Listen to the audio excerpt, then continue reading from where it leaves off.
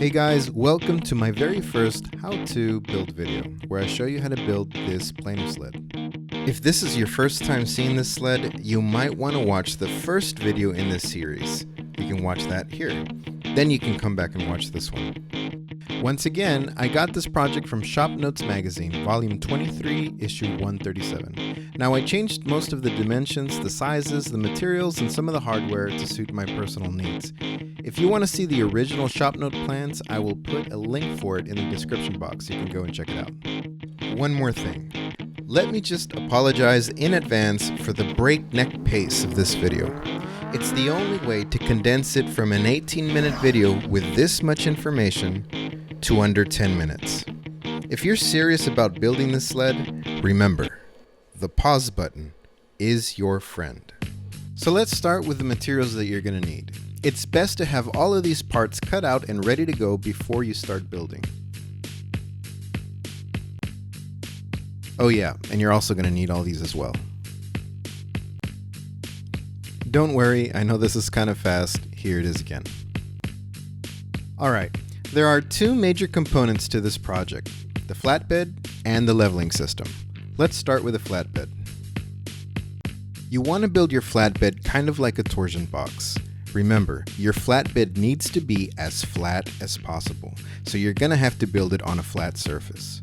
If you don't have one, you can make one. For my flat surface, I used my table saw and these two long wooden beams that I laminated. I worked really hard to get them nice and flat and level with each other. Well, I didn't get it quite right. Here you can see how I used painter's tape to bring this beam up and level with its brother. Okay, so it's time for glue up, but hang on a second. Before starting your glue up, take this bottom skin to your planer and make sure it can slide easily back and forth. My planer is 13 inches, so my bottom skin is just one hair shy of 13 inches. I customized my sled to fit my machine. If you guys have a 12-inch planer, you're gonna need to change and tweak all of the dimensions to fit your machine. Just remember to leave enough room for your slide blocks on the outer edges of your flatbed. To help me with the glue up, I placed pocket holes in all of my short fillers to help keep everything in place. You don't absolutely have to do this, but it did help me keep everything aligned. Now, if you end up doing this though, don't over tighten the screws. I almost split my long fillers that way.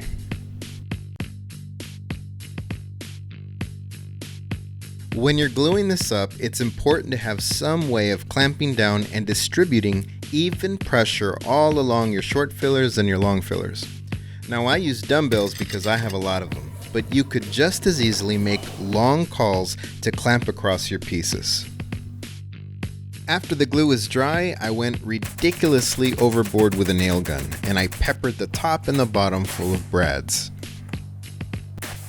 After the glue up was said and done, I checked for flatness with my straight edge, and voila, it's flat. Okay, with the flatbed out of the way, we can move on to the leveling system. Let's start with the slide blocks. For that, you're going to need these guys. Now, you're eventually going to cut them up into a bunch of little pieces, but for now, let's keep them long like this. The first thing you're going to want to do is route this rabbit into your workpiece while your workpiece is still long. And for that, we need to take it to the router table.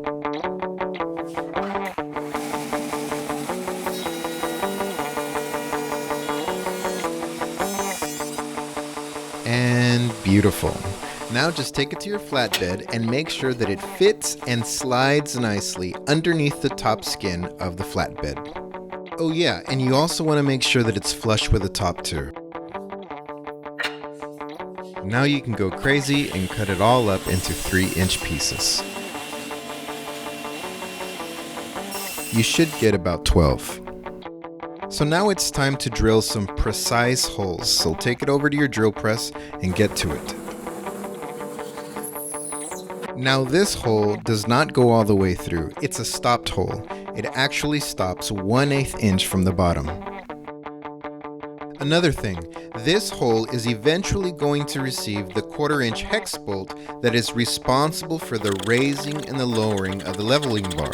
So you gotta make sure that all of your drilled holes are straight at 90 degrees. Also, I drilled this hole a couple of drill bit sizes smaller than a 1/4 inch, so that eventually the bolts will be hard wedged and epoxied into the slide block.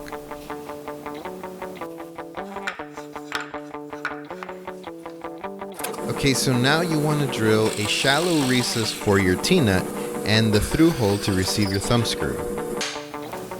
So everyone has their way of inserting T-nuts. This is my way. I drill some starter holes for the prongs, then I gently press them into place. I didn't do it in this video, but I also added epoxy to all of them before pressing them in place. Make sure not to get any epoxy in the actual hole where your thumb screw will be inserted. Oh, and by the way, I went a little overboard with the T-nuts here, but you only need to insert a T-nut into 6 of the slide blocks. That's 1 T-nutted slide block per leveling bar. Okay, with your slide blocks out of the way, you can move on to your base plate. This guy. So after cutting them to size, drill holes on each end that matches up with the holes in your slide blocks. Now all you do is glue and drill your base plate in place. Be careful not to get any glue into the hole that is at the top of your slide block. So now you have a leveling base. You should be able to mount it easily onto your flatbed. It should slide back and forth smoothly. And you're done with your base plate. Let's move on to your leveling bar. Grab your 6 work pieces, these guys, and drill out your Forstner holes. Now remember, this is super important. This Forstner recess has to be large enough to fit your socket wrench. And don't forget your 5/16 inch hole. Okay, so now cut out your notches in your leveling bars, and it's important that you get them right.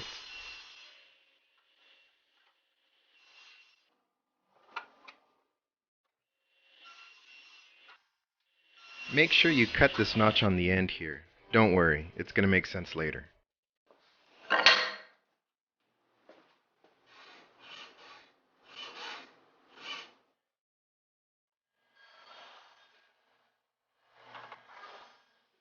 Okay, so now it's time to round over the notches in your leveling bar. This is so that your hand wheel can spin and raise your leveling bar smoothly without rubbing into the corners. And don't forget to add the adhesive backed sandpaper.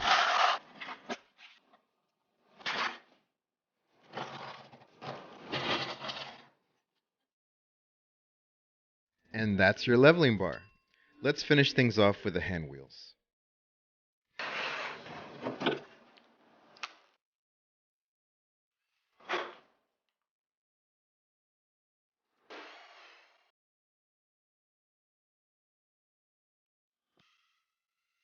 The workpiece is kind of thin, so there's a good chance of splitting the wood if you hammer in the T-nuts.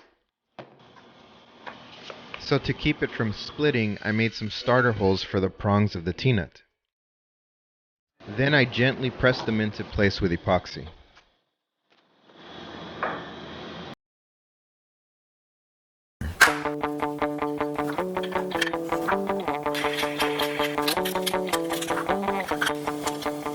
Keep lowering your hex bolt until it bottoms out in the hole.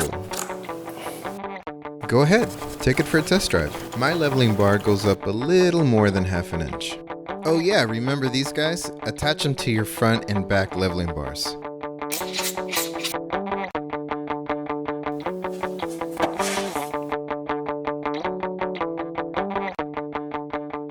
And the very last step, insert your thumb screws. Now would be an excellent time for screenshots. Well, that's it for this build video. I hope it helps you out in your shop.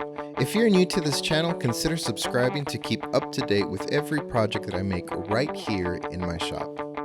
Well, that's it. Thank you guys for watching. My name is Rod, and this is my garage woodshop. Hasta luego.